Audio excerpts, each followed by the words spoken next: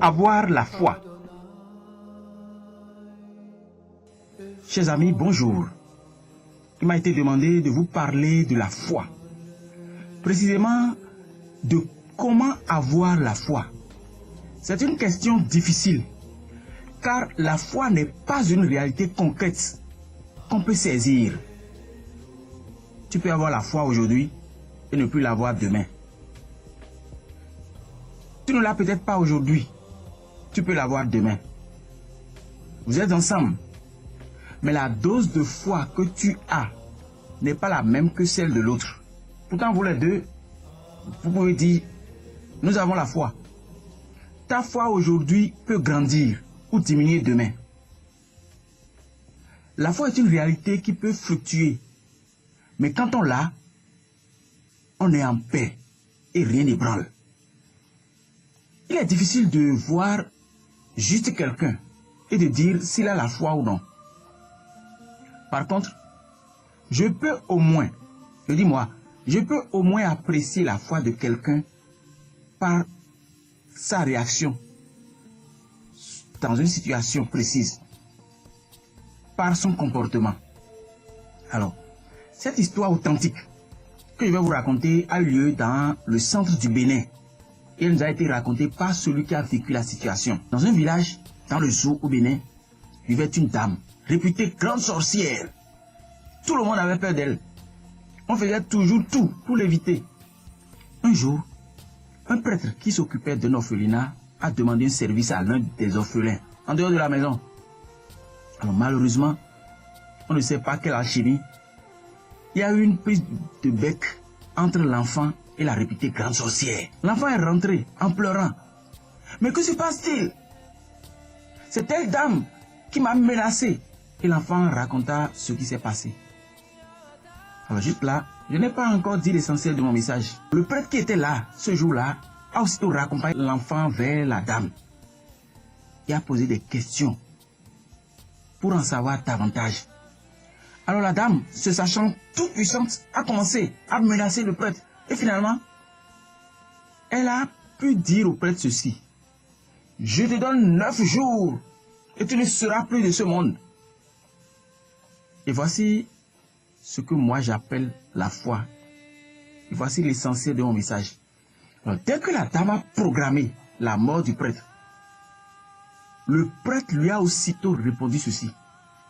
Même si Dieu lui-même, créateur du ciel et de la terre là, même si Dieu avait déjà prévu cette date pour que je meure, parce que c'est sorti de ta bouche, alors moi je ne mourrai pas. Même si Dieu avait déjà prévu cette date pour que je meure, parce que c'est sorti de ta bouche, alors moi je ne mourrai pas. Et puis ce sont faits d'eau. Alors, celle qui a toujours fait ses preuves dans le village, dont les menaces ont toujours été mises à exécution, a fixé le jour de la mort du prêtre. Ce prêtre a osé dire que cela ne peut pas se réaliser sur sa personne. Écoutez bien, le 9e jour fixé pour que le prêtre meure, la dame mourut dans le village. Et le prêtre, en nous parlant, a dit finalement, j'ai regretté la mort de cette dame-là. Je ne l'aurais pas souhaité. C'est la dame qui est morte le 9e jour à la place du prêtre qui lui a dit, même si Dieu lui-même avait prévu ça, toi, parce que c'est sorti de ta bouche, je ne mourrai pas. Et ce prêtre, depuis plus de 20 ans où l'événement a lieu, vit toujours. Alors voilà une audace du prêtre que je peux appeler la foi. Là où certains auraient commencé à prendre peur, à consulter le phare des charlatans, il a su automatiquement que son Dieu était le plus fort et a défié la dame. Alors dans la Bible, nous voyons plusieurs autres cas où s'exprime la foi. Alors, par exemple, en Matthieu 9, verset 2, des gens étaient tellement sûrs que Jésus guérirait un paralytique qu'ils ont osé mettre en danger plusieurs vies en faisant passer le paralytique par le toit. Alors Jésus, le grand Jésus, voyant leur foi, dit l'évangile, dit au paralytique, prends courage mon enfant, tes péchés te sont pardonnés. À cause de leur foi, on dit, voyant leur foi. Ils étaient tellement sûrs, ils se disent, on peut oser tout, on sait que lui là, il peut. Alors en Matthieu 9, verset 22, On voit Jésus qui se retourne et dit à une femme qui perdait du sang depuis des années. Une femme qui perdait du sang, mais qui croyait, après avoir vu Jésus, qu'un seul toucher suffisait pour obtenir la guérison. Elle a vu Jésus. Elle a cru qu'en le touchant seulement, Jésus n'a pas besoin de lui parler, qu'elle serait guérie. Et effectivement, elle a touché Jésus. Et qu'est-ce que Jésus a dit? Prends courage, ma fille, ta foi t'a guérie. Alors, en Marc 10, verset 52, on voit un autre aveugle. Il était tellement convaincu que Jésus qui passait pouvait le guérir, qu'il a continué à crier son nom malgré l'interdiction de son entourage. Alors, que fit Jésus? Jésus lui dit, va, ta foi t'a sauvé. Aussitôt, cet homme aveugle recouvra la vue et suivit Jésus. Alors, la question qui se pose est, comment tout cela qu'on vient d'évoquer, comment tout cela ont fait pour avoir pareille foi? Le prêtre qui croit que la grande sorcière ne peut rien, l'aveugle qui croit que Jésus peut le guérir, la femme qui croit que Jésus n'a pas besoin de lui parler, il va le toucher seulement. Comment ont-ils fait pour avoir cette foi? Et que pouvons-nous faire pour avoir la foi? Alors, je voudrais faire remarquer que ceux qui ont été cités n'étaient pas tous des habitués ou des proches du Christ. Mais ils ont fait preuve d'une foi extraordinaire. Pourquoi? Parce qu'avant tout, la foi ne vient pas de l'homme, de ses efforts, de sa perfection. Dieu est celui qui donne la foi. Et celui qui lui fait confiance peut bénéficier de la foi. Jésus ne voulait pas guérir la fille d'une Cananéenne. En Matthieu chapitre 15, verset 6 à 28.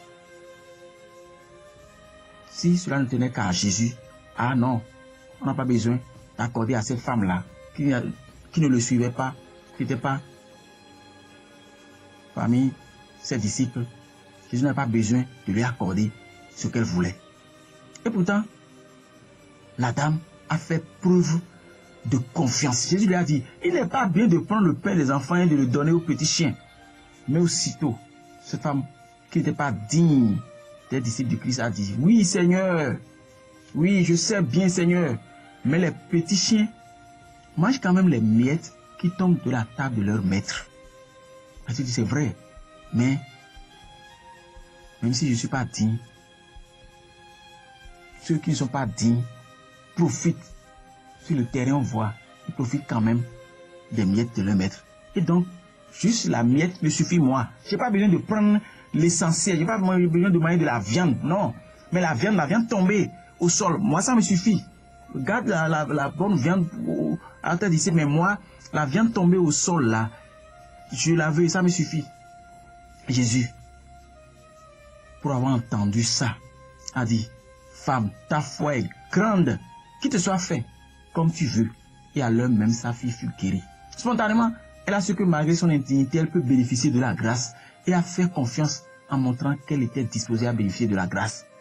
Alors la conséquence, Dieu a approuvé sa foi, sa confiance spontanée. Dieu veut qu'en tout temps, en tout lieu, l'homme lui fasse confiance. Cette confiance est la foi. Tu souffres? Crie vers Dieu en croyant qu'il t'écoute. Tu peux ne pas avoir ce que tu veux tout de suite. Ce n'est pas le fait d'avoir ce qu'on demande qui est la foi, mais la disposition intérieure à accepter tout ce que Dieu décide. Les chiens mangent les miettes. Si tu veux, tu peux aussi me donner de ces miettes-là. Dieu est libre. Mais toi, tu dois t'en remettre totalement à lui pour que sa volonté soit faite. Et que sais-tu de sa volonté? Qu'est-ce que tu sais de la volonté de Dieu? Nous sommes tellement pauvres, aveugles, que nous ne pouvons pas approcher un tout petit peu la volonté de Dieu sur nous. Nous voulons. Mais qu'est-ce que Dieu veut? Mais nous ne le savons pas souvent. Mais avec la foi, on s'abandonne. Si tout de suite je l'ai, c'est bon. Si je ne l'ai pas, Seigneur, tu sais pourquoi je ne l'ai pas eu. Et dis-moi, si je prends soin de ces oiseaux, alors est-ce que c'est de ma créature que je ne prendrai pas soin? La première chose donc, il faut avoir confiance en Dieu. Pour avoir la foi, il faut faire confiance à Dieu. Il faut aussi demander à Dieu cette foi, puisque c'est lui qui la donne. Il ne faut pas hésiter à dire, Seigneur, donne-moi la foi. Seigneur, donne-moi la foi. Seigneur, donne-moi la foi. Alors, deuxième chose, Saint Paul dit dans Romains chapitre 10, verset 17, la foi vient de ce qu'on entend. Et ce qu'on entend vient de la parole du Christ. Alors, je reprends. Dans Romains chapitre 10, verset 17, Saint Paul dit, la foi vient de ce qu'on entend. Et ce qu'on entend vient de la parole du Christ. Si toi, tu n'écoutes la parole de Dieu que le dimanche, tu auras une foi trouble, faible. Il faut souvent lire la parole, la Bible, écouter des enseignements sur le Christ, des témoignages, méditer la parole de Dieu, réfléchir sur la parole de Dieu. C'est tout ça qui creuse en l'homme le chemin de la foi. Alors, ne nous voilons pas la face.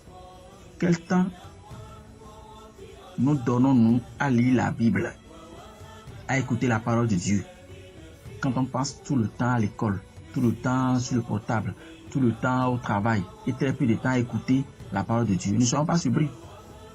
La foi vient de ce qu'on entend. Et ce qu'on entend, dit Saint Paul, vient de la parole du Christ.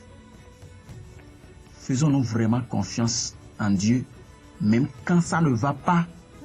Ah, mais c'est là le vrai problème. Je veux avoir la foi.